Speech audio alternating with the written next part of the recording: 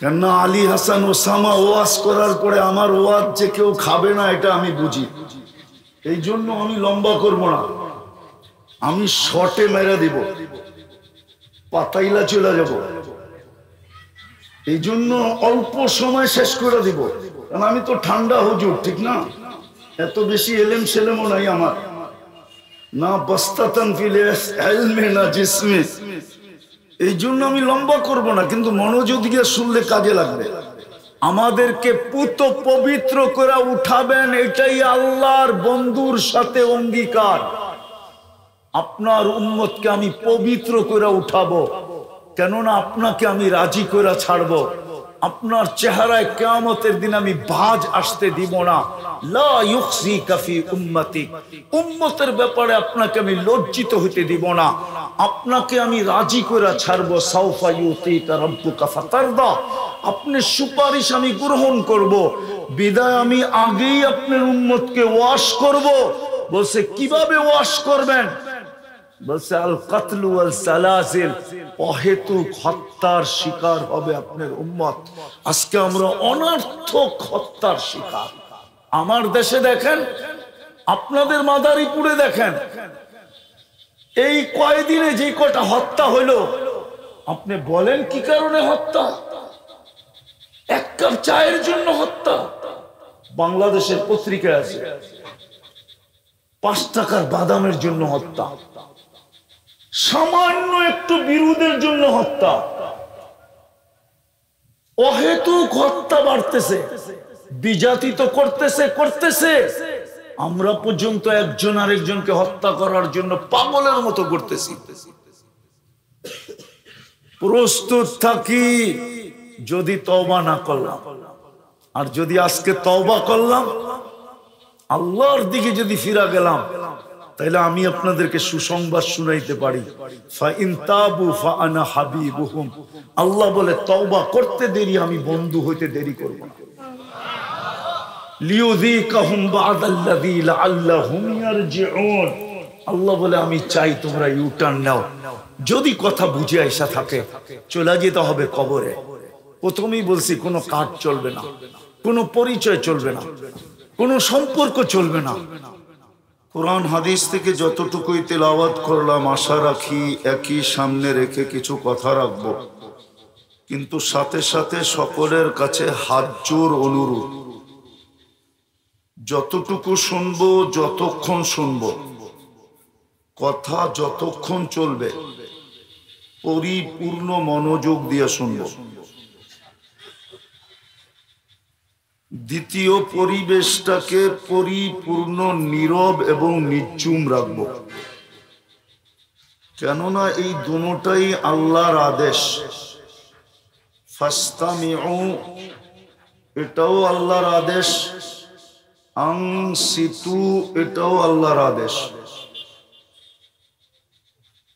পরিপূর্ণ মনোযোগ দিয়ে শোনা, এটাও আল্লাহর আদেশ। পরিপূর্ণ পরিবেশটাকে নির্জুম রাখা, এটাও আল্লাহর আদেশ। আর সত্য এটাই, সত্য এটাই, আল্লাহর আদেশ যত মানব, যত আল্লাহর আদেশ মানব, তত বেশি আল্লাহর ঘোষণা আমাদের উপরে সত্যায়িত হবে। এই আয়াতেই শেষে আল্লাহর একটা ঘোষণা আছে, লাআল্লাকুম তুরহামুন, তাইলে আমি তোমাদেরকে রহমতের ছোঁয়া দিব না। কিছু জিনিসের ছোঁয়া লাগলেই শোনা হয়, যেমন প্রবাদ বাক্য প্রসিদ্ধ, পরশ পাথরের ছোঁয়া লাগলে নাকি লোহা শোনা হয়। মাইনা নিলাম কিছু সময়ের জন্য এটা সত্য, যদিও আজ পর্যন্ত কেউ পরশ পাথর পায় নাই, দুনিয়ার কোনো মিউজিয়ামেও নাই। এটার অস্তিত্ব আছে কিনা বিজ্ঞান বলতে পারে না, যে এমন কোনো পাথর দুনিয়াতে আছে কিনা যেটা ছোঁয়া লাগলে কি হয়, শোনা হয়। কিন্তু মাইনা নিলাম পরশ পাথরের ছোঁয়া লাগলে যদি সোনা হতে পারে, তো আজকে তো শুধু রহমতের ছোঁয়া লাগবে না। যদি আল্লাহর হুকুম পুরা হইল, তাহলে শুধু রহমতের ছোঁয়া লাগবে না, হতে পারে রহমতের বৃষ্টিও হবে। অনেকে আকাশের দিকে চাইতেছে মেঘ আসে কিনা, ঠিক না? যদি রহমতের ছোঁয়া লাগলেই শোনা হয়, রহমতের ছোঁয়া লাগলেই শোনা হয়। একটা উদাহরণ দিব, হাদিস থেকে দিতেছি, একটু পিছের থেকে নিয়ে যাইতেছি যাতে বুঝে আসে। বুঝে না আসলে কিন্তু জীবনটা কেটে যাবে। আমরা ভুল ধারণা নিয়ে কবরে চলে যাব। আজকে আমরা সবাই ভুল ধারণায় আছি, সবার ধারণা ভুল। সবাই ভাবতেছে দুনিয়াটা যেমন কবরটাও এমন, সবাই ভাবতেছে দুনিয়াটা যেমন মউতটাও এমন, সবাই ভাবতেছে দুনিয়ার হিসাব কিতাব যেমন আখেরাতের হিসাব কিতাবও মনে হয় এমনই হবে। সবাই ভাবতেছে দুনিয়ায় যেরকম ভিজিটিং কার্ড চলে, মরার পরে মনে হয় ভিজিটিং কার্ড চলবে। মনে হয় ভিজিটিং কার্ড বোঝেন না, ঠিক না? বোঝেন ভিজিটিং কার্ড না? মনে হয় বোঝেন টোঝেন না, ঠিক না? মাদারীপুরের মানুষ তো সাদা সিধা মানুষ, প্রত্যেকে বুঝবে। ভিজিটিং কার্ড দুনিয়াতে চলে, ঠিক না? না চলে না? আরে আইডি তো চলে। প্রত্যেকের ভিন্ন ভিন্ন আইডি আছে, ঠিক না? কি বলেন? তো দুনিয়ায় যেরকম আইডি চলে, ভাবতেছে কবরও এরকম আইডি চলবে। না না, ভুল ধারণা। ভাবতেছে দুনিয়ায় যেরকম সম্পর্ক চলে, কবরও এরকম সম্পর্ক চলবে। আমি নিয়ে যেতেছি, দেখাবো দুই একটা করে দেখাবো, তারপরে আসল জায়গায় নিয়ে যাব। কেননা জীবনটা কিন্তু ছোট, অস্তিত্ব নিজের ইচ্ছায় না। আল্লাহর রহমতের বৃষ্টি যদি আমাদের উপরে না হইতো, তাহলে আমি কোনোদিন মানুষ রূপে অস্তিত্ব নিতাম না। মানুষ রূপে অস্তিত্ব নেওয়া এটাই প্রমাণ করে যে আল্লাহর রহমতের বৃষ্টি আমার উপরে ছিল। বিদায় আমি সৃষ্টির শ্রেষ্ঠত্বের মুকুট মাথায় নিয়ে অস্তিত্ব নিতে পারছি। আমি মানুষ, সৃষ্টির সেরা। একদিকে সেরা না, সর্বদিকে সেরা। আমার কোনো তুলনা হয় না। কোন সৃষ্টির সাথে মানুষের তুলনা হয় নাকি? ফেরেশতার সাথে, ফেরেশতার সাথেও তুলনা হয় না। যদি তুলনা হইতো, তাহলে ফেরেশতা 24 ঘন্টা আমার সেবা করতো কেন? হাদিস তো বলে ফেরেশতা 24 ঘন্টা আমাদের সেবা করে। মনে হয় হুজুররা বিশ্বাস করতে চাইতেছে না। ফেরেশতা 24 ঘন্টা সেবা করে। ফেরেশতাদের অনুরোধ ছিল, ফাজআল লাহুমুদ দুনিয়া ওয়াজআল লানাল আখিরা। মানুষকে দুনিয়া দিয়া দেন, আমাদেরকে আখিরাত দিয়া দেন। যুক্তি বলে ওরা যাবে আর নাফরমানি করবে। আতাজালু ফিহা মান ইউফসিদু ফিহা। ওরা জমিনকে রক্তে রঞ্জিত করবে, ওরা সারা দিন নাফরমানি করবে। বলুক এই যুবকরা, আমি গানের কথা বলতেছি না, নাচের কথা বলতেছি না। এই মাদারীপুরের যুবক যুবতীরা সারা রাত্রে নেটে যা দেখে, এটা যদি সমাজে প্রকাশ পাইত, তাইলে কোন যুবককে তার মা ঘরে ঢুকতে দিতেন না। বলো কারা? বলুক মেয়েরা ভিতর থেকে। কেউ সমাজে যদি প্রকাশ করে দিতেন, আল্লাহ কসম খোদা, কোন মেয়ের বাড়িতে কোন ছেলের প্রস্তাব যেত না। সত্য বলতেছি, ইন্টারনেটের যুগ। কোন ছেলের কাছে কোন মেয়ের বাবা মেয়ে দিতে চাইতেন না। ইন্টারনেটের কারণে তো আমার সমাজ এরকম কলুষিত। লুকায় কে? কে? এই জন্যই তো আদম আলাইহিস সালাম বলছিলেন, আমি প্রথম মানুষ, প্রথম নবী, প্রথম রসুল, আমি মানব জাতির পিতা। তারপরও একটা ভুল করলাম, কিয়ামতের সকাল পর্যন্ত মানুষকে আল্লাহ জানায়া দিলেন শুধু ভুল, গুনাহ না। আর উম্মতে মুহাম্মাদীর সাথে আল্লাহর কেমন পিরিত, পিরিত বুঝেন কি? কি মোহাব্বত? পিরিত ওরা বোঝে, বুঝামু? 14 তারিখে ফুলও দেয়, হোটেলেও খাওয়ায়, বাড়িতেও পার্সেল দেয়। যদি ডাক্তার অনুমতি দিত তাহলে কলিজা খুলা বুনা করে ওর প্যাকেট করে ওর হাতে উঠায় দিত। তারপরে বলতো বাড়িতে যে শুধু আমাকে একটা মেসেজ দিবা, I.U। এটার নাম হইল পিরিত। কিন্তু ছেক্ষায় সবাই, এটাই বাস্তব।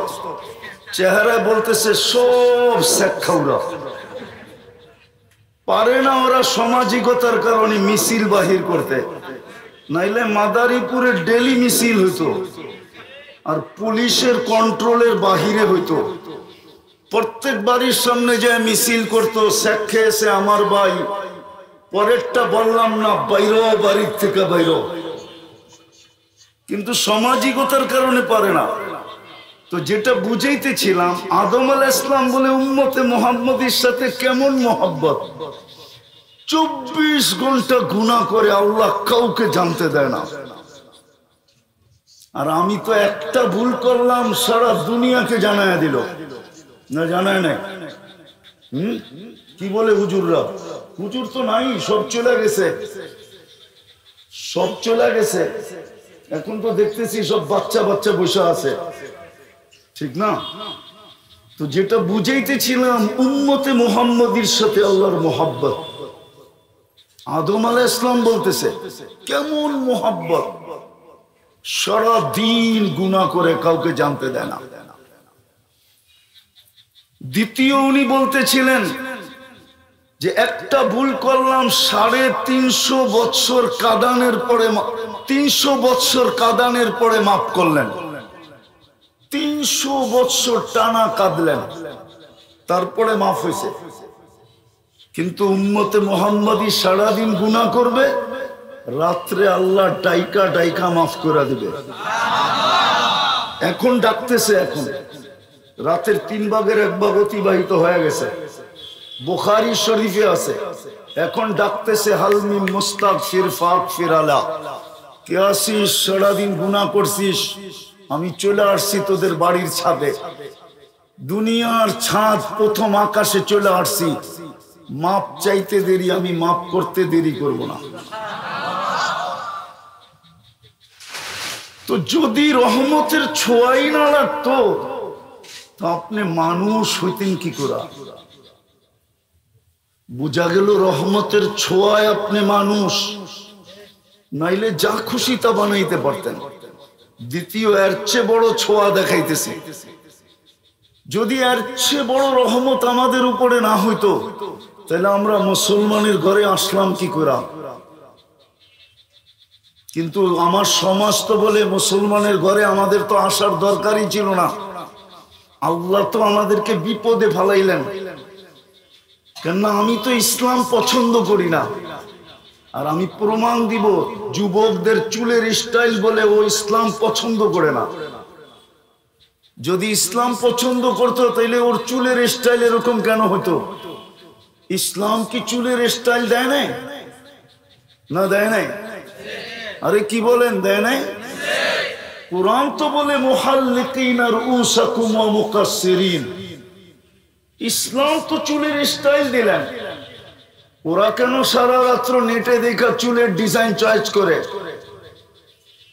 100 টাকার চুল মাদারীপুরে 1000 টাকা দিয়ে কাটায়। চাঁদ রাত্রে, ঈদের রাত্রে 1000 টাকা দিয়ে চুল কাটায়। চার ঘন্টা অপেক্ষা করে সিরিয়ালের জন্য। জিজ্ঞেস করেন ভুল বললাম? ওর কাছে তো ইসলাম পছন্দ না। যদিও আমি বলতেছি প্রথম রহমতের চেয়েও কোটি গুণ বড় রহমতের ছোঁয়া যে মুসলমানের ঘরে অস্তিত্ব দিলেন। কিন্তু আমার সমাজ তো বলে ইসলাম লাইক করি না। আমি নিয়ে যাব, আমি আবার মিলাবো যেখান থেকে শুরু করছি। লম্বা বেশি হবে না, কেননা আলী হাসান ওসামা ওয়াজ করার পরে আমার ওয়াজ যে কেউ খাবে না এটা আমি বুঝি। এই জন্য আমি লম্বা করব না, আমি শর্টে মেরে দিব, পাতাইলা চলে যাব। এই জন্য অল্প সময় শেষ করে দিব, কারণ আমি তো ঠান্ডা হুজুর, ঠিক না? এত বেশি এলেম সেলেমও নাই আমার, না বস্তাতান ফিল ইলমে না জিসমে। এই জন্য আমি লম্বা করব না, কিন্তু মনোযোগ দিয়ে শুনলে কাজে লাগবে। দ্বিতীয়, আল্লাহ রহমত আমাদের উপরে ছোঁয়া দিলেন, মুসলমানের ঘরে অস্তিত্ব। আজকে ইসলাম তো আমরা লাইক করি না।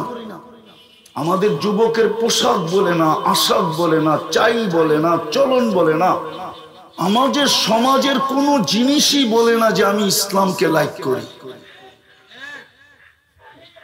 আমাদের শুধু পুরুষ না, ছেলে না, আমাদের মা বোনদের চলাফেরা এটা বলে না যে আমি ইসলামকে পছন্দ করি। এর চেয়ে বড় রহমতের ছোঁয়া, বরং আমি কসম খাইলে ভুল হবে না, আল্লাহ পুরা রহমতের পাত্র আমাদের উপরে ঢাইলা দিয়া উম্মতে মুহাম্মদী বানাইছেন। কি আরে বলেন না, উম্মতে অর্থ কি? মুহাম্মদুর রাসূলুল্লাহর উম্মত। আপনি বলবেন পুরা পাত্র ঢাইলা দিল, কই থেকে পাইলেন? আমি আপনাদেরকে যুক্তি দিতেছি, পাত্র রাখবেন তো রাখবেন কেন? আমাদের পরে তো কোনো উম্মত নাই, পাত্র রাখার তো কোনো প্রশ্নই নাই। আর আমাদের নবীজির চেয়ে বড় কোনো নবীও নাই, আর ওনার পরে কোনো নবীও নাই, তো পাত্র রাখবেন তো রাখবেন কার জন্য? পাত্র পুরাটাই ঢেলা দিয়েছেন, দিয়ে আপনাকে আমাকে উম্মতে মুহাম্মদী বানাইছেন। কিন্তু আফসোস তো আমার এখানেই, সারা দুনিয়া ঘুরি, সারা দেশ ঘুরি, কিন্তু ব্যথা এখানে এটাই যে আমরা কেউ তো নবীর আদর্শকে পছন্দ করি না। যদি পছন্দ করতাম, নবীর আদর্শ যদি আমাদের পছন্দ হইতো, তাহলে আমার সমাজের চিত্র এরকম হতো না। সত্য এটাই। কিন্তু ভুলা যাব বিদায় আগেই বইলা যেতেছি, মাদারীপুরের মানুষ নবীর আদর্শ পছন্দ হোক আর না হোক, বুখারী শরীফে আছে, ইমাম বুখারী রহমতুল্লাহ আলাইহি লেখছেন, কবরে সর্বপ্রথম প্রশ্ন যেটা হবে, মৌলিক প্রশ্ন যেটা হবে, আসল প্রশ্ন যেটা হবে, মেইন প্রশ্ন যেটা হবে, গুরুত্বপূর্ণ প্রশ্ন যেটা হবে, সেটা সর্বপ্রথম প্রশ্ন হবে, মা কুনতা তাকুলু ফি হাদার রাজুলি মুহাম্মাদিন, বলো তুমি মুহাম্মদুর রাসূলুল্লাহর আদর্শে কতটুকু আদর্শবান ছিল। যার উম্মত বানাইতে যে তোমার উপরে আমি রহমতের পুরা পাতিল আর ভাণ্ড পুরা ঢেলা দিছিলাম, ভালোবাসার শেষ সীমা করে দিছিলাম, তোমার পরে আর আমি ভালোবাসার সীমা কারো জন্য রাখি নাই। যদি বলবেন প্রমাণ, তাহলে আমি একটা প্রমাণ দিতেছি। পরিশ্রম এক রাত্র, কয় রাত্র? কয় রাত্র পরিশ্রম? কয় রাত্র? সজাগ কয় রাত্র? 83 বৎসরের ইবাদত কেন দিবেন? না ভুল বলতেছি? লাইলাতুল কদরি খায়রুম মিন আলফি শাহর। তাও তো আমি খায়ের বাদ দিয়ে বলতেছি, খায়ের যদি যোগ করি তাইলে 83 কোটি বৎসর বললেও কম হবে। আমি যদি 83 কোটি বৎসর বলি তাইলেও কম হবে। যদি খায়ের যোগ করি না আপনারা বুঝবেন না, হুজুররা হয়তো বুঝতে পারে। আর মেইন বক্তা চলে গেছে তো সবাই চলে গেছে, আমাকে আপনাদের ভিতরে রাখা গেছে। কয়েকজন ছাত্রই আছে, ওদেরকে দিয়ে প্রমাণ করি। মাদ্রাসা একটা পড়া আছে তাসালসুলাত, 83 বৎসরের ভিতরে তো 83টা লাইলাতুল কদর আছে, ঠিক না? ওইটাতে প্রত্যেকটায় তো আবার 83 বৎসর, তাই না? আবার ওইটার ভিতরে 83 বৎসর লাইলাতুল কদর আছে, আবার প্রত্যেকটা 83 বৎসর। এরম যদি গুনতে থাকি তাইলে খায়ের ওই হাদিস সত্য হবে, ওয়ালি খাইরি ইলা নিহায়া। আল্লাহ বলেন আমার খায়েরের কোনো সীমা রেখা নাই। তাইলে আমি 83 লক্ষ বৎসর বললেও তো সীমা রেখা বলতেছি, আল্লাহ তো বলতেছে সীমা রেখা নাই। আপনাকে উম্মতে মুহাম্মদী বানাইলেন, কিন্তু নবীর আদর্শ তো আমরা পছন্দ করি না। কিন্তু মনে গাইথা রাখেন, কবরের প্রথম প্রশ্ন হবে, শুধু ইমাম বুখারী লেখেন না, ইমাম মুসলিমও লেখছেন, কবরের প্রথম প্রশ্ন হবে মা কুনতা তাকুলু ফি হাযার রাজুলি মুহাম্মাদিন। বল বল বল, রহমতের সমস্ত ভান্ডার তোমার উপরে ঢেলা দেওয়ার পরে, ভালোবাসার সবকিছু তোমার উপরে ঢেলা দেওয়ার পরে তোমাকে আমি উম্মতে মুহাম্মদী বানায়া কপালকে খুলা দিছিলাম, তুমি আমার বন্ধুর রঙে রঙিন ছিলা কতটুকু বলো। আমি শেষ জায়গায় চলে আসছি যেখান থেকে শুরু করছিলাম, যে আল্লাহর হুকুম না মানলে রহমতের ছোঁয়া লাগবে না, আর যদি মানি তাইলে রহমতের ছোঁয়া লাগবে। আজকে মুসলিম দুনিয়ার দিকে একটু তাকান, 250 কোটি মুসলিম দুনিয়াতে, 250 কোটি মুসলমান, 60টা মুসলিম দেশ। কয়টা? মনোযোগ মনোযোগ, আওয়াজ না।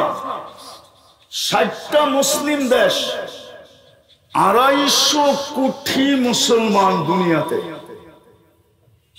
সবচেয়ে বড় টাকা মুসলমানের কাছে। 4 দেশের টাকার চেয়ে বড় কোনো টাকা দুনিয়াতে নাই। না ইউরোপে আছে, না আমেরিকা আছে, না ইংল্যান্ড আছে, না কানাডা আছে, না অস্ট্রেলিয়া আছে, না জাপান আছে। দুনিয়ার কোন উন্নত দেশে নাই 4 মুসলিম দেশের চেয়ে বড় টাকা। কুয়েত, বাহরাইন, ওমান, ব্রুনাই, 4 দেশের চেয়ে বড় কোনো টাকা দুনিয়াতে নাই। মুসলমানের চেয়ে কাপড় চোপড় দুনিয়াতে বেশি কেউ পরে না। বিকেনি একটা কাপড় হলো নাকি? বিকেনি চিনেন?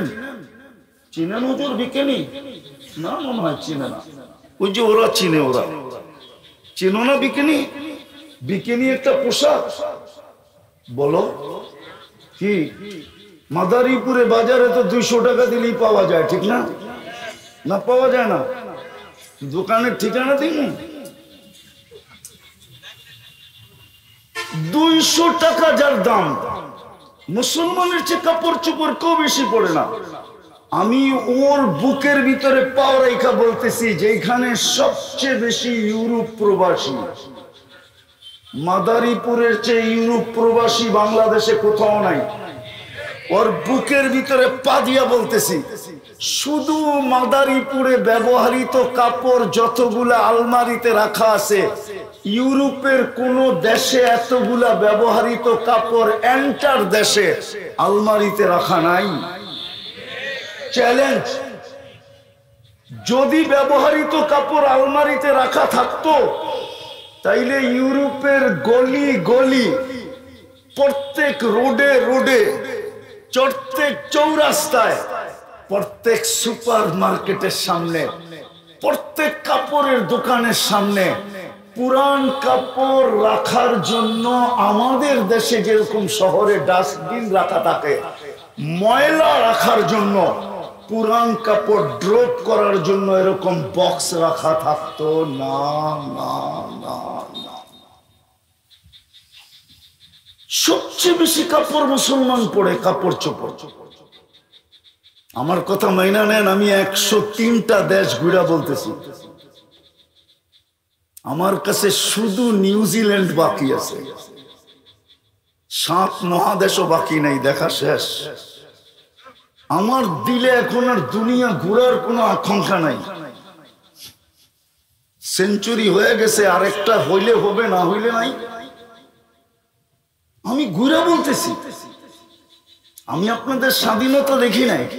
আমার বড় দুঃখ থাকবে মৌত পর্যন্ত, কেননা প্রথম স্বাধীনতার সময় তো বড় ছোট ছিলাম, তেমন বুঝ ছিল না। একটা নতুন স্বাধীনতা আসলো, এটাও চোখে দেখলাম না। কিন্তু দেখবো তো দেখবো কি করে, ওই দিন তো আমি মাটিতেই ছিলাম না, আমি তো আকাশে ছিলাম, আকাশে। 4 তারিখ রাত্রে আমি ইংল্যান্ড থেকে কানাডা যেতেছিলাম, নামার পরে শুনছি স্বাধীন হয়ে গেছে। আমি ইংল্যান্ডে কানাডায় যখন নামছি তখন 5 তারিখ, কানাডার 5 তারিখ। এইখানে দিন পার হয়ে রাত্র 8টা বাজছে, আমি 7টার সময় যা নামছি। আমি সারা রাত্র আকাশে উঠতেছিলাম। তো যেটা বুঝাইতেছিলাম, সবচেয়ে বেশি কাপড় চোপড় মুসলমান পরে। মুসলমানের চেয়ে কাপড় চোপড় দুনিয়ার কেউ পরে না। মুসলমানের চেয়ে সুস্বাদু খানার আইটেম দুনিয়াতে কেউ বেশি খায় না। চ্যালেঞ্জ। এইখানে তো ইটালির প্রবাসীও দাঁড়ানো থাকতে পারে। আমার মনে আছে 2008-এ আমি ইটালিতে ছিলাম, বলোনিয়া। আমার একসাথে এন্টার 25 দেশের সফর চলতেছিল ইউরোপের, 2008। তো আমার পাশে এক খাওয়ার দস্তরখানে ইটালির নবমুসলিম শিল্পপতি ছিল। তো আমাকে বলতেছে, মুফতি সাহেব, জান্নাতে যে এত আইটেম হবে আমার বিশ্বাস হয়। তো আমি কইলাম, কি করে বিশ্বাস হয়? কেননা বলোনিয়াতে বাঙালিরা তখন খুব বাঙালি ছিল 2008-এ, এখনো আছে। ওরা শুধু মাছের আইটেম করছিল 25টা। কয়টা? 25 আইটেম শুধু মাছের। তো বলতেছে, দস্তরখান দেখে আমার মনে হয় জান্নাতে কোটি কোটি আইটেম হবে। আমি বললাম, ইসলামের আগে তুই কি খাইতি? 24 ঘন্টাই তো কাজ করতাম, খাওয়ার সুযোগ কোথায় পাইতাম? হয়তো গাড়ি চালাইতে চালাইতে একটা বার্গার খায়া নিতাম, একটা পিজা খায়া নিতাম, একটা হটডগ খায়া নিতাম, একটা এটা সেটা খায়া নিতাম, উপরে একটা ড্রিঙ্কস, তার উপরে 1 গ্লাস মেরা দিতাম। 1 গ্লাস বুঝেন কি? বেশি খাইলে তো আবার চালাইতে পারবো না। আর 1 গ্লাস মনে হয় বোঝেন না, ঠিক না? বুঝছে, ফিডার তো খায় না। বুঝছে, ফিডার তো খায় না। 1 গ্লাস মেরা দিতাম, এই আমাদের খাওয়ান ছিল। দুনিয়ায় মাছেরই 25 আইটেম। তো মুসলমানের চেয়ে বেশি আইটেম কেউ দুনিয়াতে খায় না। মুসলমান নরনারীর চেয়ে বেশি প্রসাধনী দুনিয়ার কেউ ব্যবহার করে না, কসম খোদার করে না। মুসলমানের চেয়ে ব্র্যান্ড কেউ ব্যবহার করে না। আমার কথা বিশ্বাস করেন, আমি চোখে দেখা বলতেছি আপনাদেরকে। আমি পারি আপনাদেরকে এখন নেটের থেকে বাহির করে দেখায় দিতে যে মাইক্রোসফটের মালিক বিল গেটস এর সবচেয়ে দামি প্যান্ট কয় টাকা, কয় ডলার। আপনি এখন সার্চ দেন, আমি যুবকদের পায়ে ধরে বলি, এখন সার্চ দাও যে মাইক্রোসফটের মালিক বিল গেটসের সবচেয়ে দামি প্যান্ট কয় ডলার। এখন তোমাকে গুগল দিয়ে দিবে, দেখো কয় ডলারে। আর আমাদের যুবকদের টি শার্ট কয় ডলারে, ওর গেঞ্জি কয় ডলারে, ওর হাতের সেট কয় ডলারে। বলো, মুসলমানের চেয়ে ব্র্যান্ড কেউ ব্যবহার করে না। মুসলমানের চেয়ে দামি জিনিস কেউ ব্যবহার করে না। ব্রুনাইয়ের বাদশার যে বাড়ি ব্রুনাইতে, ওটাতে 1000 কামরা, 1000। দুনিয়ার কোন প্রেসিডেন্ট নাই, হোয়াইট হাউসও 1000 কামরা না। 1000 100 কামরা কিনা জানি না, 100 কিনা। রানী এলিজাবেথের বাড়ি তো 100 কামরা কিনা জানি না। আমি দেখা আসছি অক্টোবরে, আমি দেখা আসছি আগস্টে, ইংল্যান্ডে ব্রুনাইয়ের প্রেসিডেন্টের বাড়িতে 400 কামরা, 400।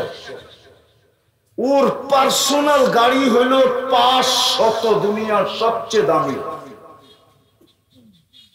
যেই গাড়ি ব্যবহার করে সব সময়, ওটার এন্টার গাড়ির পার্টস হলো সোনা।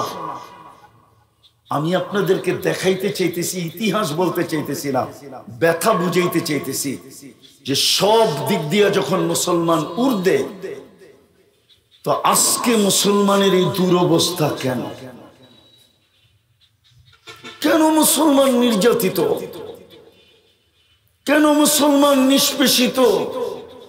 কেন মুসলমান ঘৃণিত? কেন মুসলমান দীক্ষিত? কেন মুসলমান লাঞ্ছিত?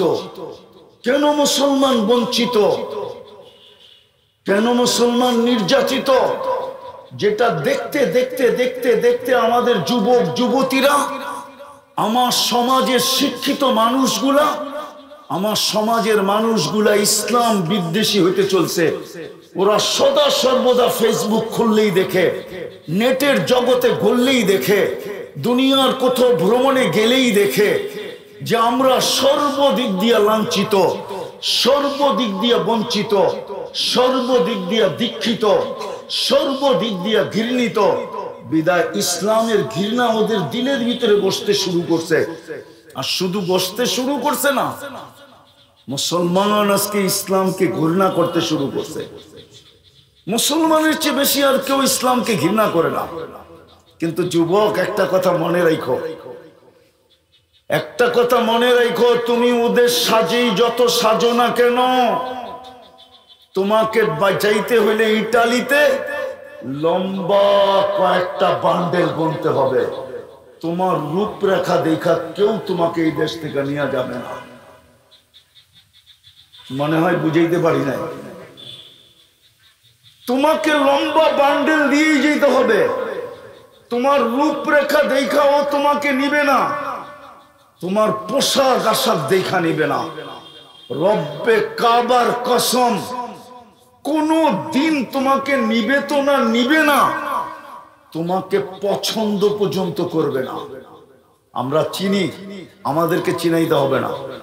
আমি চিনি যাদের কাছে ইউরোপিয়ান পাসপোর্ট আছে, যাদের কাছে কানাডিয়ান পাসপোর্ট আছে, যাদের কাছে ইংল্যান্ডের পাসপোর্ট আছে, যাদের কাছে আমেরিকান অস্ট্রেলিয়ান পাসপোর্ট আছে, দুনিয়ার উন্নত দেশের পাসপোর্ট আছে। ও পাসপোর্টধারী ওই দেশের নাগরিক, সম পরিমাণ ওই দেশের সুযোগ সুবিধা ভোগ করে বটে, কিন্তু ওর পাসপোর্টটা যখন ইমিগ্রেশনে চেক করে, তো ওকে যেই চোখ দিয়া দেখে, ওই দেশের একজন গায়রে মুসলিম নাগরিককে ওই চোখ দিয়া দেখে না। না না না না, চ্যালেঞ্জ কোন প্রবাসী থাকলে এখানে আসো, কোনদিন ওই চোখ দিয়ে দেখে না। বরং 10, 15, 20, আধা ঘন্টা, 2 ঘন্টা পর্যন্ত আরে জিজ্ঞাসা করে।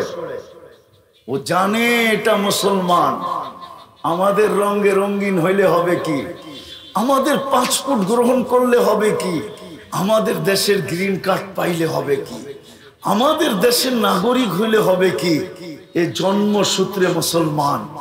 এ জন্ম নিতে দেরি, কানে আজান একামত আসতে দেরি করে নাই। বিদায় ও জানে তোমাকে জন্ম নিতে দেরি, আজান একামত তোমার কানে আসতে দেরি করে নাই। জন্মের সাথে সাথে তোমার কানের ভিতর দিয়া তোমার ভিতরে একটা আগুনকে ঢুকায় দেওয়া হয়েছে, যেটা কোনো দিন নিভবে না না না না না। ও জানে। আমি শেষ জায়গায় চলে আসছি। আজকে আমাদের দুরবস্থা কেন? যোগ বিয়োগ তো আমার মিলে না। আমি মাদারীপুরে বলতেছি, ধ্যান, যোগ বিয়োগ আমার মিলে না। আফগানিস্তান মাটিতে মিশা গেল, যোগ বিয়োগ মিলল, কিন্তু ইরাকে আইসা আর মিলল না। মিলল না তো মিলল না, কেন মিলল না? কেন? ইরাকে যদি আমি তাকাই, ইরাকের দিকে যদি আমি দেখি, ইরাকের দিকে যদি আমি দেখি, এইদিকে দেখি, এইদিকে শয়তান কিন্তু আগেই বলছি আমি, হুকুম না মানলে কিন্তু ছোঁয়া মিলবে না। আর শয়তান চাবে না আজকে আমরা আল্লাহর রহমতের ছোঁয়া নিয়ে উঠি। শয়তান চাবে না। এই জন্য অনেক পরিস্থিতি, শয়তান ভাবতে ছিল বৃষ্টি আসবেই আসবে, ঠিক না? কিন্তু আসে নাই। অনেকভাবে চাবে যেন রহমতের ছোঁয়া না লাগে। তো যেটা বুঝাইতেছিলাম আমি, যে ইরাক তো আমার যোগ বিয়োগে মিলে না। কেননা ইরাকে তো নবীর কবর দেখি তো দানিয়াল আলাইহিস সালাম ঘুমানো, সাহাবা দেখি তো 12 থেকে 13,000 সাহাবার কবর। হায়দারে কাররারের দিকে দেখি, আলিউল মুর্তাদা হায়দারে কাররার, উনিও তো ইরাকে ঘুমানো, হোসাইনও তো ইরাকে ঘুমানো। আমাদের মজহাবের আবু হানিফা রহমতুল্লাহ আলাইহি তো ইরাকে ঘুমানো। পীরানে পীর দস্তগীর আব্দুল কাদের জিলানীও তো ইরাকে ঘুমানো। ওইটা মাটির সাথে মিশলো কি করে? বাদ দিলাম ইরাক, আসেন ফিলিস্তিন মাটির সাথে মিশতেছে কি করে? আপনাদের ফিলিস্তিন আমার ফিলিস্তিন এক না। আমি 15 বছর আগে 2 চোখে ফিলিস্তিন দেখছি। বিদায় আপনি মিডিয়া দেখা আপনার সাথে আমার সাথে একমত হওয়া সম্ভব না। আমি তো চোখে দেখা বলতেছি। ফিলিস্তিন তো এখন আমার চোখের সামনে। ফিলিস্তিন মাটির সাথে মিশলো কি করে, মিশতেছে কি করে?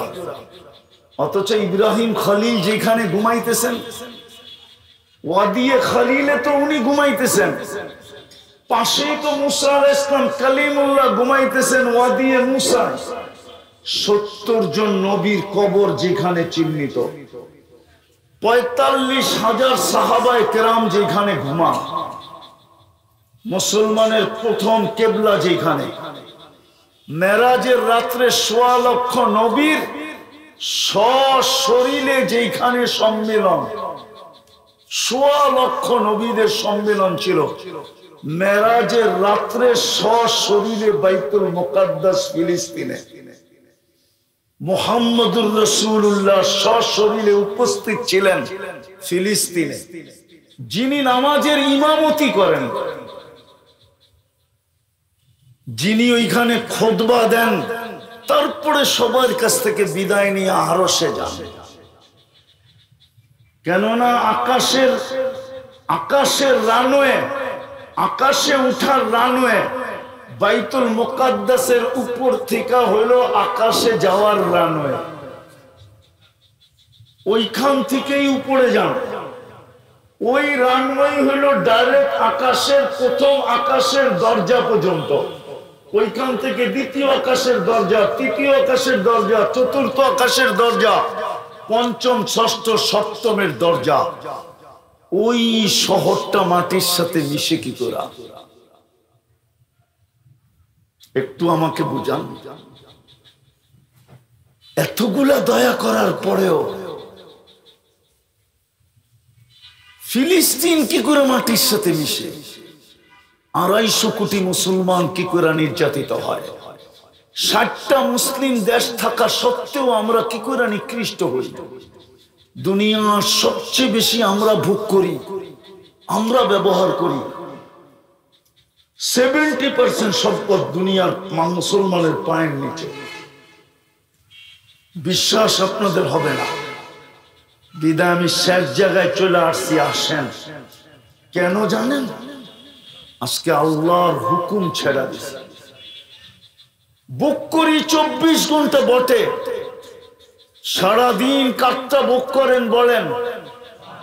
কাটটা কার নুন খাই? জোরে বলেন। একটু জোরে বলেন। আল্লাহ বললে গুনাহ হবে না। আল্লাহ যত জোরে বলবেন তত ভিতরে ক্লিয়ার হবে, ক্লিয়ার ভিতরে। কসম খোদার, যত জোরে আল্লাহ বলবেন তত জোরে ভিতরের ব্লক দূর হবে, ব্লক ক্লিয়ার হবে। সারাদিন কাটটা বুক করি, এই মজমায় একজন বলুক ডেলি আমি 200 বার আল্লাহ বলি। একজন বলুক, 1-2 জন হবে। কোন যুবক বলুক ডেলি আমি মনের থেকে একবার আল্লাহ বলে একটা চিৎকার দিই। অথচ ও তো মাদারীপুর ফাটায় আল্লাহর দেওয়া যৌবন দিয়া। মাদারীপুর হাতের তালুতে রাখে আল্লাহর দেওয়া কি দিয়া? হ্যাঁ, যৌবন যদি না থাকতো তোমার দিকে কে তাকাইতো? বলো যুবক, কে ফুলের আশা করতো আর কে তোমাকে ফুল দিত? কে আশা করতো তুমি লেখা পাঠাও I.U, আর তুমি কার কাছে আশা করতে? কেননা তৃতীয় লিঙ্গের কাছে তো কেউ আশা করে না আজ পর্যন্ত। আল্লাহ তো তোমাকে যৌবন দিল, একবার তো আল্লাহ বলে না 24 ঘন্টা বুক করে কাটটা। মাদারীপুরের মানুষ যদি পানির দামে অক্সিজেনের বিল নিতেন, পানির দামে যদি অক্সিজেনের বিল নিতেন, 1 লিটার দাম কত? 30 টাকা যদি অক্সিজেনের দাম নিতেন, রব্বে কাবার কথম মাদারীপুরে কোনো পলিথিনের বাড়িও হতো না। পলিথিনের মাদারীপুর কেন, বাংলাদেশই হতো না। উপরে পলিথিন দিয়া কোনো বাড়ি হতো না। ডেলি 16,500 টাকা বিল দিতে হতো। 550 লিটার অক্সিজেন নেই, 30 টাকা যদি 5 লিটার হয় তো 16,500 টাকা ডেলি বিল হইতো। বিল মাসে হইতো 4,95,000 টাকা বিল। বৎসরে হইতো কত টাকা বিল? একটু ভাবেন আমার কথা। 24 ঘন্টা আল্লাহটা ভোগ করে, 24 ঘন্টা। দুরবস্থার কারণ বলতেছি, কারণ শুধুমাত্র শুরু। বাংলা একটা প্রবাদ বাক্য আছে, নুরু মাত্র শুরু। আমাদের দুরবস্থা মাত্র শুরু, আরো হবে, আরো হবে, আরো। আমরা চিনি, আমি বাংলাদেশের মহারথীদেরকে চিনি, যাদের সাথে আমি একসাথে ফ্লাইট হয়েছে, একসাথে একই ফ্লাইটে গেছি। আমি চিনি অনেককে যে ঘন্টার পর ঘন্টা এয়ারপোর্টে দাঁড়ায় আছে এমিগ্রেশনে। আমি একজনকে চিনি 6 ঘন্টা দাঁড়ানো ছিল, 6 ঘন্টা। আমরা চিনি। দুরবস্থা কেন? দয়া তো করলেন, মানুষ বানাইলেন, বাদ দিলাম মানুষত্ব, মুসলমান বানাইলেন। ইসলামের রং আমাদের ভিতরে কোথায়? সমস্ত পাত্রকে ঢাইলা দিয়ে উম্মতে মুহাম্মদী বানাইলেন, নবীর আদর্শ কোথায়? শেষ জায়গায় চলে আসছি, সব বাদ দিলাম। মাদারীপুরের মানুষ আর লম্বা করতে চাইতেছি না, সবকিছু বাদ দিলাম। ইসলামের রঙও বাদ দিলাম, নবীর আদর্শ বাদ দিলাম। সবকিছু বাদ দেওয়ার পরেও যদি ডেলি 5 বার আল্লাহ ডাকে, কে ডাকে? কে ডাকে? কে ডাকে? বুকরি কাট্টা, হায়াত কার হাতে? মৌত কার হাতে? সবকিছু কার হাতে? ওই আল্লাহই তো ডেলি 5 বার ডাকে, ঠিক না? দুনিয়ায় সামান্য একটু বিরোধিতায়, সামান্য একটু বিরোধিতা, সামান্য দেখামো আঙ্গুল দিয়া? না, দেখাইলাম না, ডাকা যাইতে হবে তো। আবার গাড়ি গুড়ি আটকায় দেয় কিনা, ঠিক না? কত যায় না, ঠিক না? মাদারীপুরের যুবকরা যদি গাড়ি আটকায় দিল, পরদেশি মানুষ, ঠিক না? ঠিক না? আবার হুজুররা তো এই দেশের নাগরিকই না, ঠিক না? নাগরিক নাকি? হুজুরদের তো এই দেশের নাগরিক, এই দেশের মানুষ মনে করে না, মনে করে এরা ভাইসা আসছে, ঠিক না? ঠিক না? হুজুরও যে ট্যাক্স দেয় এটা জানে না, ঠিক না? ট্যাক্স অফিসে চাকরি নিয়ে দেখেন হুজুরও ট্যাক্স দেয়, এমন না যে হুজুররা ট্যাক্স ছাড়া গাড়ি চালায়, হুজুরও ট্যাক্স দেয়, ট্যাক্স হোল্ডার নাগরিক হুজুররা। তো যেটা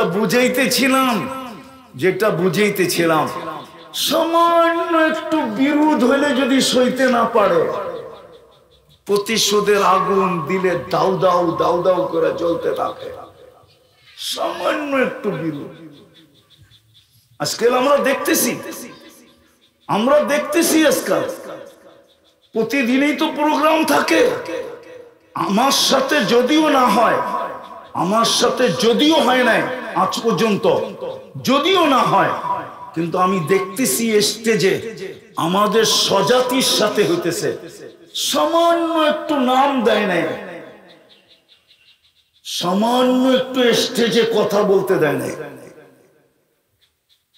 আর আমি আপনার পায়ে হাত দিয়ে জিজ্ঞেস করব, ডেলি আল্লাহ যে 5 বার আপনাকে ডাকে, আমাকে ডাকে, কে ডাকে?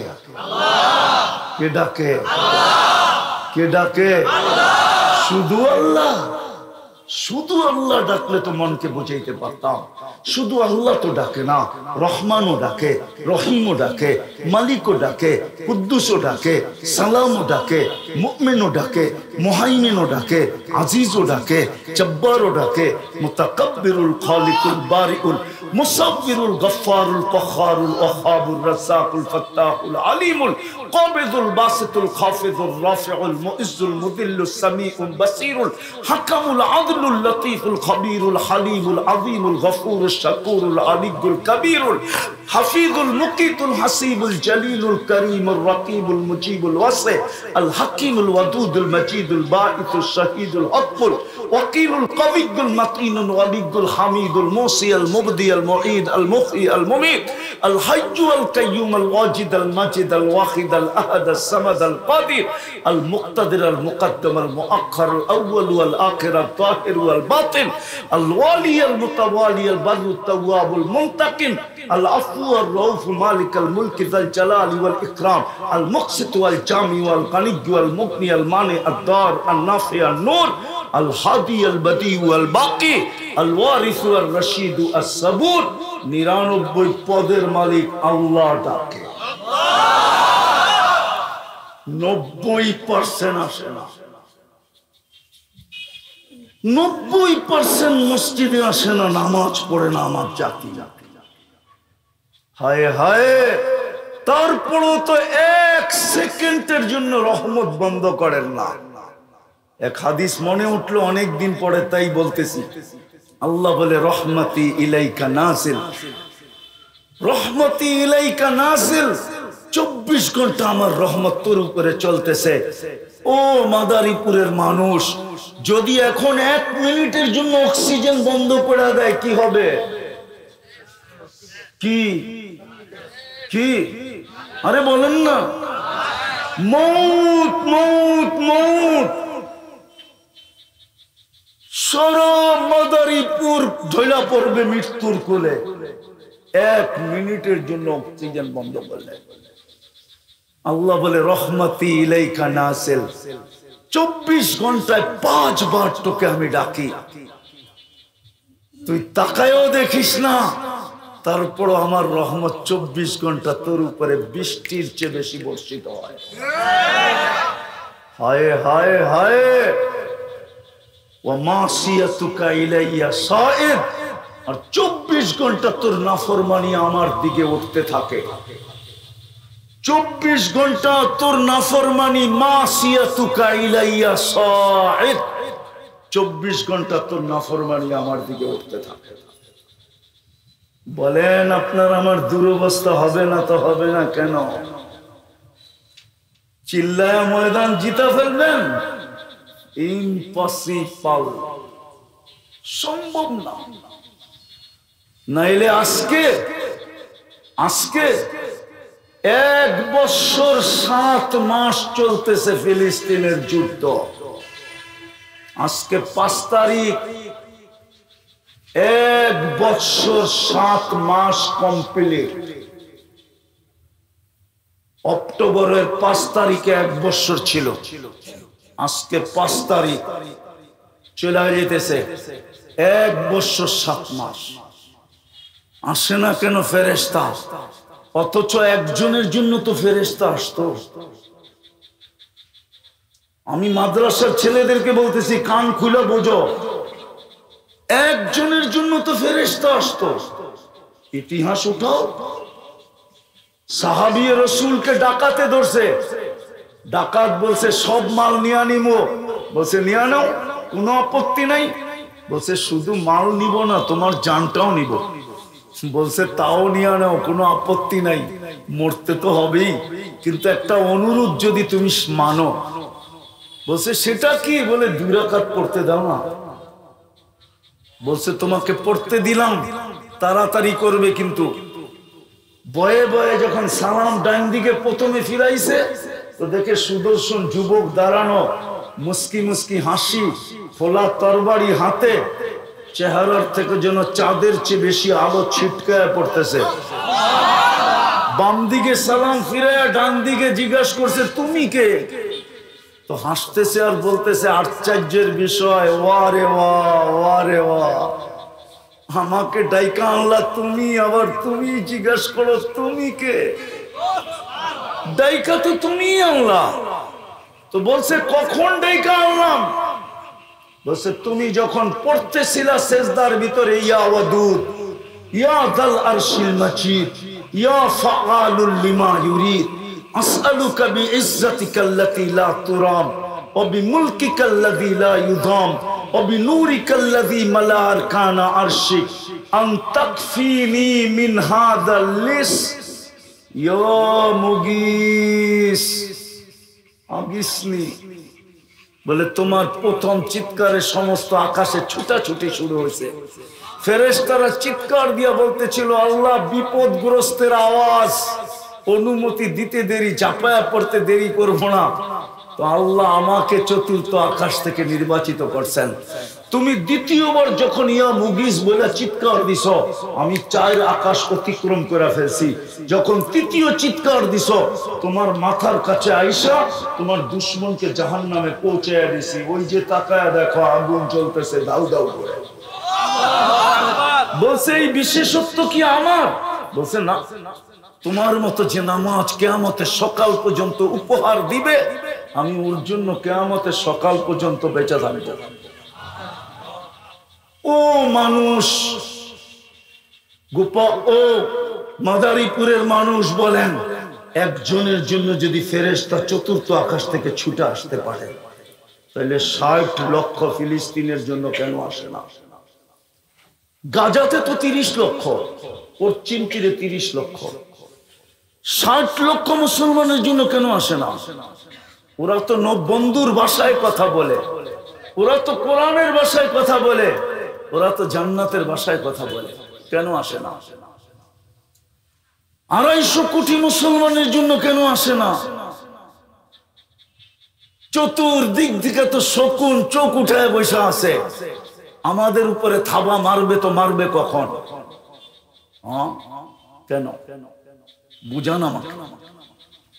বিদায় সত্য এটাই, আমরা আল্লাহর হুকুম ছেড়া দিছি, ইসলামের রং ছেড়া দিছি, নবীর আদর্শ ছেড়া দিছি। আল্লাহ ডাকে তারপরও আসে। বিদায় সত্য প্রস্তুত থাকি, আমরা প্রস্তুত। হাদিসের কথা বলতেছি, প্রস্তুত থাকি। কেননা আমাদেরকে ক্লিন করবেন, এটাই সত্য। আমাদেরকে পুত পবিত্র করে উঠাবেন, এটাই আল্লাহর বন্ধুর সাথে অঙ্গীকার। আপনার উম্মতকে আমি পবিত্র করে উঠাবো, কেননা আপনাকে আমি রাজি করে ছাড়বো। আপনার চেহারায় কিয়ামতের দিন আমি ভাঁজ আসতে দিব না। লা ইউখজিকা ফি উম্মতি, উম্মতের ব্যাপারে আপনাকে আমি লজ্জিত হতে দিব না। আপনাকে আমি রাজি করে ছাড়বো। সাউফা ইউতিকা রাব্বুকা ফাতারদা, আপনি সুপারিশ আমি গ্রহণ করব। বিদায় আমি আগেই আপনার উম্মতকে ওয়াশ করব। বলছে কিভাবে ওয়াশ করবেন? বলছে আল কাতলু ওয়াল সালাসিল, অহেতুক হত্যার শিকার হবে আপনার উম্মত। আজকে আমরা অনর্থক হত্যার শিকার। আমার দেশে দেখেন, আপনাদের মাদারীপুরে দেখেন, এই কয়দিনে যে কটা হত্যা হলো, আপনি বলেন কি কারণে হত্যা? এক কাপ চায়ের জন্য হত্যা। বাংলাদেশের পত্রিকায় আছে 5 টাকার বাদামের জন্য হত্যা, সামান্য একটু বিরোধের জন্য হত্যা। অহেতুক হত্যা বাড়তেছে, বিজাতিত করতেছে। আমরা পর্যন্ত একজন আরেকজনকে হত্যা করার জন্য পাগলের মতো করতেছি। প্রস্তুত থাকি, যদি তওবা না করলাম, আর যদি আজকে তওবা করলাম, আল্লাহর দিকে যদি ফিরা গেলাম, তাহলে আমি আপনাদেরকে সুসংবাদ শুনাইতে পারি। ফা ইন তাবু ফা আনা হাবিবুহুম, আল্লাহ বলে তওবা করতে দেরি, আমি বন্ধু হইতে দেরি করব না। লিউযীকাহুম বা'দাল্লাযী লাআল্লাহুম ইয়ারজিউন, আল্লাহ বলে আমি চাই তোমরা ইউটার্ন নাও। যদি কথা বুঝে আসা থাকে, চলে যেতে হবে কবরে। প্রথমেই বলছি কোনো কার্ড চলবে না, কোনো পরিচয় চলবে না, কোনো সম্পর্ক চলবে না। ওটা খোলার সময় আমার কাছে এখন নাই। চলবে না, কোনো কিছুই চলবে না। যদি চলতো তাহলে আবু তালেবের কবর আমাকে 1000-100বার কাঁদাইতো না। আমি আবু তালেবের কবর চিনি, আপনারা না চিনলেও আমি চিনি। কার পাশে শুয়ে আছে এটাও আমি জানি। আম্মাজান খাদিজাতুল কুবরা রাদিয়াল্লাহু তাআলা আনহার পাশে শুয়ে আছে। হাজিরা জানে না কোন দিক দিয়ে গেলে ওনার কবর দেখা যায়, কেন ওনার কবর যেই দিক দিয়ে গেলে দেখা যায় ওই দিক দিয়ে কাউকে দাঁড়াইতে দেয় না। ওটা হলো ফ্লাইওভার, গাড়ি আসে আর যায়, ওইখানে কাউকে দাঁড়াইতে দেয় না। ওইখানে দাঁড়াইলে দেখা যাবে ওনার কবর আম্মাজানের বিলকুল পাশে, যেটাকে উলামায়ে কেরাম জান্নাতুল মুআল্লা বলে, উপরের জান্নাত। আবু তালেবের কবর আমাকে 100বার কাঁদাইতো না, যখনই যাই তখনই কাঁদায়। বাংলাদেশে বৈশাখ মনে উঠলে চোখে পানি চলে আসে। আবু তালেব 44 বছর বাতিজাকে সিনায় রেখা পারলেন। ওই বাতিজা সব বাদেই দিলাম, আমাদের নবীজি চাচাকে 2 হাতে কবরে নামাইছেন, 2 হাতে। ওলামা জানে কিনা এই হাতের মর্যাদা? নবীজির হাতের মর্যাদা জানেন না? উম্মত জানে না। ওলামা জানে কিনা এটাও জানি না। জানেন এই হাতের মর্যাদা? শুধু আনাস ইবনে মালিক রাদিয়াল্লাহু তাআলা টিস্যুতে হাত মুছছিলেন, টিস্যুতে। জীবনভর উনি আগুন দিয়ে পরিষ্কার করছেন। জীবনভর একটা সুতা পর্যন্ত দুনিয়ার আগুন পোড়াইতে পারে না। মানুষ মনে করতো আনাস রাদিয়াল্লাহু তাআলা জাদু দেখাইতেছেন। বন্ধুরা জিজ্ঞাসা করতো, আনাস এই জাদু কোত্থেকে? বলছে এটা জাদু না, এটা মুহাম্মদুর রাসূলুল্লাহর হাতের ছোঁয়া। যার হাতের ছোঁয়া লাগলে দুনিয়ার আগুন সুতা পোড়াইতে পারে, যার পিঠের ছোঁয়া লাগলে মেম্বরে পা দিতে দেরি, মরা মৃত্যু খেজুর গাছ জীবিত হইয়া কান্নায় ভাঙ্গা পড়তে দেরি করে না। ওনার হাতে কবরে নামাইছেন, 2 হাতে।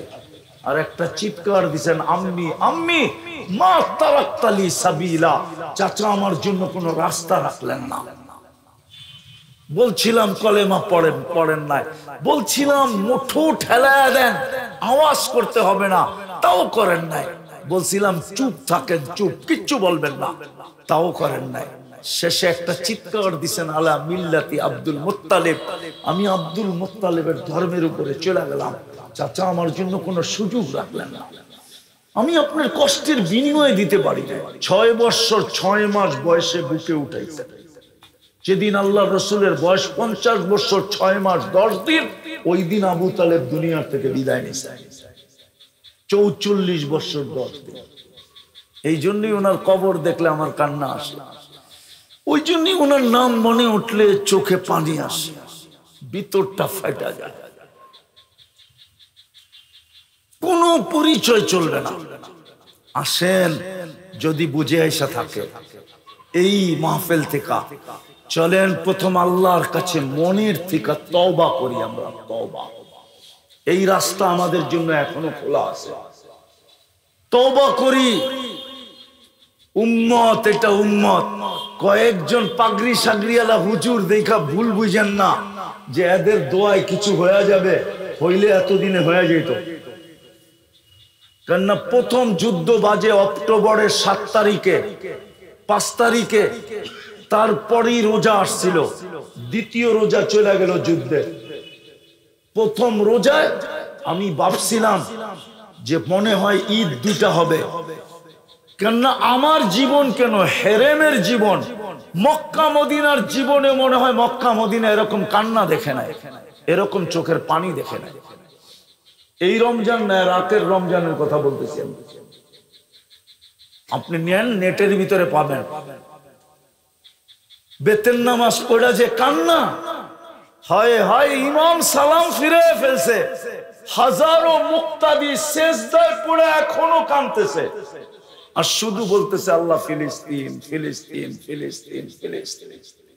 আমার মনে হইতেছিল ঈদ 2টা হবে, ফিলিস্তিনের স্বাধীনতা আর রোজার ঈদ। ওই রমজানও গেল, এই রমজানও গেল, ওই কোরবানিও গেল, এই কোরবানি আবার আসতেছে, কিন্তু বিজয়ের কোনো চিহ্ন দেখতেছি না। রাস্তা মনে হয় একটাই খোলা, তওবা যদি আল্লাহর কাছে করতে পারি। করবেন মনের থেকে? কে কে করবেন দেখি? পাক্কা? হ্যাঁ, যুবকরা কি বলে? পাক্কা? তাহলে বলেন, আল্লাহ অতীত থেকে তওবা করলাম, আপনি আমাদের তওবা কবুল করেন। না মা, বেশি কিছু করতে হবে না এই উম্মতকে। একটা কাজ আজকের থেকে করেন। আমি আপনাদেরকে প্রমাণ দিতেছি, আর কোনোদিন মাদারীপুরে আসি না, না আসি জানি না, কিন্তু প্রমাণ দিতেছি আপনাদেরকে। ইহুদিদের কিতাবে আজও লেখা আছে, যদিও নাকি মুসলমান ওলামারা জানে না, অনেক তথ্যই মুসলমান ওলামারা জানে না, আমাদের বাংলাদেশের ওলামারাও জানে না, কিন্তু বলতে বলতে এখন দেখতেছি পত্রিকায়ও লেখা শুরু হয়েছে, মিডিয়ার থেকেও প্রচার শুরু হয়েছে। আমি মাঝে মাঝে বলি যে বাংলাদেশের মাটির নিচে একটা আধ্যাত্মিক শক্তি আছে। এই মাটি নিয়ে বেশি দিন যে খেলে, মাটি ওকে বেশি দিন খেলতে দেয় না। মাটি বেশি দিন, এটা মাটির আধ্যাত্মিক শক্তি। কেন জানেন? কেন আল্লাহর রসুল যখন হিজরত করেন নাই, তখন বাংলাদেশে 4 সাহাবী চলে আসছে। এই দেশের মানুষ সাহাবাদেরকে দেখা মুসলমান হয়েছেন। আল্লাহর রসুল তখনও হিজরত করেন নাই। আমি নাম বলতেছি, আবু ওয়াক্কাস, ওহাব ইবনে মালিক, কাসেম ইবনে হুযাইফা, উরওয়া ইবনে সাসা, 2 জনের কবর চীনে আছে, এখান থেকে চীনে গেছেন। আবু ওয়াক্কাস, ওহাব ইবনে মালিক রাদিয়াল্লাহু তাআলা আনহুর কবর মঙ্গোলিয়ার বর্ডারে, উনি মঙ্গোলিয়া পর্যন্ত গেছেন। আর 2 জন এইখানেই আছেন, কোথায় আছে আমি জানি না। কাসেম ইবনে হুযাইফা, উরওয়া ইবনে সাসা। ইসলামের প্রথম কুরবানির আধ্যাত্মিক শক্তি এই মাটির নিচে লুকানো। এই জন্য এই মাটির 1400 বছরের ইতিহাস বলে যে এই মাটির ভিতরে এক আধ্যাত্মিক শক্তি আছে। এই মাটি নিয়ে যে বেশি খেলে, মাটি ওকে বেশি দিন খেলতে দেয় না। হয়তো রান আউট করে, নাইলে বোল্ড আউট করে, নাইলে ক্যাচ আউট করে, নাইলে ছক্কা দিয়া বাউন্ডারির বাহিরে করে। এটা হলো এই মাটির আধ্যাত্মিক শক্তি। কসম খোদা, আমি ইতিহাসের পাতা থেকে আপনাদেরকে বলতেছি, ইতিহাসের পাতা থেকে। তওবা তো করলেন, এই উম্মত বেশি কিছু করার প্রয়োজন নাই। যদি একটা কাজেই উম্মত করে, বা আমরাই করি একটা কাজ আজকের থেকে, যে এই মজমাই যদি আজকের থেকে বলে, যেটা ইহুদিদের কিতাবে লেখা আছে যে যেই দিন মুসলমানের জুমার জামাত আর ফজরের জামাত সমান হবে, ওই দিন মুসলমানের বিজয়ের পালা শুরু হবে। এর আগে যদি মুসলমান 250 কোটিও জান দেয়, বিজয়ের পালা শুরু হবে না। না না, আপনিই বলেন। মালিক কাউকে 3 বার ডাকলো, যদি ওর ধৈর্যের বাঁধ ভাঙা যেতে পারে, ও কর্মচারীকে আর রাখে না, তাইলে ডেলি আল্লাহ 5 বার ডাকে, মাসে 150 বার ডাকে, বৎসরে 1800 বার ডাকে। বলেন 20 বৎসরের যুবক বলুক, ও 15 বৎসর থেকে 5 বৎসরে কয়বার সাড়া দিছে? জুমায় জুমায় হয়তো যায়, ঈদে হয়তো যায়, বাকি সারা বৎসরই তো ডাকে সাড়া দেয় না। তাইলে আল্লাহর কি ধৈর্যের কোনো বাঁধ নাই? আল্লাহ কতদিন সহ্য করবে? তারপরও তো রহমত 1 সেকেন্ডের জন্য বন্ধ করেন না। আসেন আজকের থেকে আমরা মসজিদ ভরা দেই। পারবেন? পারবেন বেনমাজি মুক্ত মাদারীপুর শহর বানাইতে? আমি তো একটা রাষ্ট্র চিনি যেখানে আমি 6 বার গেছি, কোনো বেনমাজি নেই। আমি 6 বার গেছি ওই দেশে, 6 বার। আফ্রিকার একটা দেশ আছে চাঁদ, যেটাকে আরবিতে তাসাদ বলে। আপনার দেশের 15-20 গুণ বড়।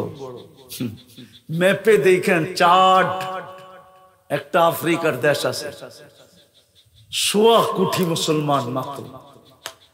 ওই দেশে একজনও বেনামাজি নেই। আমি শুধু জেনে বলতেছি না, আমি 6 বার গেছি।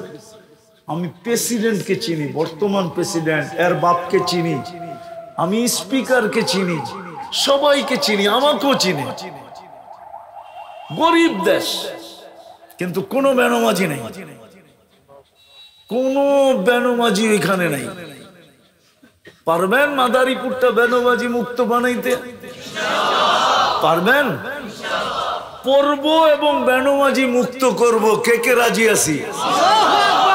পর্ব এবং আমি এই যুবকদেরকে বলবো, এই সংস্থার যুবকদেরকে, তোমাদের পায়ে হাত দিয়া বলি, শুধু ওয়াজ পর্যন্ত শুরু, সীমিত থাইকো না। তোমরা ইচ্ছা করলে, আমার বিশ্বাস, আমি যদিও তোমাদের স্বাধীনতায় ছিলাম না, কিন্তু আমার বিশ্বাস এবং আমি দুনিয়ায়, আমি দেশে ফিরছি 18ই আগস্ট, আর ফিরছিও একদিনের জন্য। আমি নামছি, 2-3 দিন পরে আমি চলে গেছি কোরিয়া। আমি কোরিয়ার থেকে ফিরছি 23 সেপ্টেম্বর। কিন্তু যেদিন আমি শুনছি স্বাধীন হয়ে গেছে, ওই দিন আমার ভিতরে একটা কথা কাইতা গেছে, যে আমার যুবকরা যদি চায় তো আমার পুরা জাতিকে দিনদার বানাইতে পারে। কেননা আমি 16-17 বৎসর দেখছি, ঘুমের ভিতরে পর্যন্ত ভাবতে পারে নাই ফালায়া দিবে, ঘুমের ভিতরে পর্যন্ত ভাবতে পারে নাই। ঘুমের ভিতরেও যদি কেউ ভাবছে, তো এটাও টেকনোলজির মাধ্যমে জেনে ফেলছে। ঘুমের থেকে উঠা দেখছে হ্যান্ডকাপ নিয়ে দাঁড়ানো আছে, ঠিক না? আর আলহামদুলিল্লাহ আমার যুবকরা নামতে দেরি, বাংলাদেশকে নতুন স্বাধীনতা দিতে দেরি করে নাই।